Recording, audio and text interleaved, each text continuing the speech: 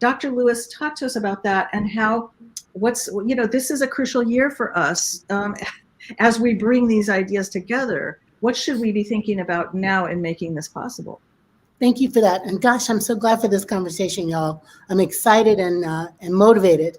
I want to tell a couple quick stories because people remember stories. What do we need to do? What's the hope? How we pull this together? What happened? So horrible that Trayvon Martin was killed. And Black Lives Matter moved. It moved. The catastrophe, the violence, the horror of that moved people into the streets to do nonviolent protests, to connect young white folks out marching led by Black folks. Sadly, horribly,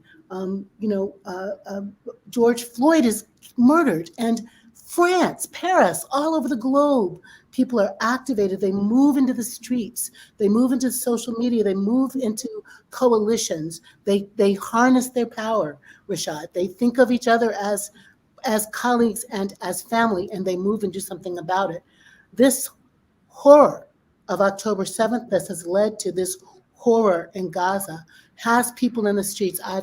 I've been at the Manhattan Bridge shutting it down with Jews and Muslims and Christians and Buddhists and atheists. We've been marching with young people around both gun violence and climate. People know what to do, and they know how to do it. And I think in the Power of Stories place, we have to remind each other of the successes we've had in the human rights places. Look at what we did together. Look at how we organized. Look at how we raised our wages. Look at how we unionized. Look at how we put the conversation about climate on the table. Look at how many young people are standing up for against guns and for a gun-free society. We have not won these fights, but we're in these fights together. And I think if we keep connecting the dots in that really practical place, y'all who are listening, you can't do everything.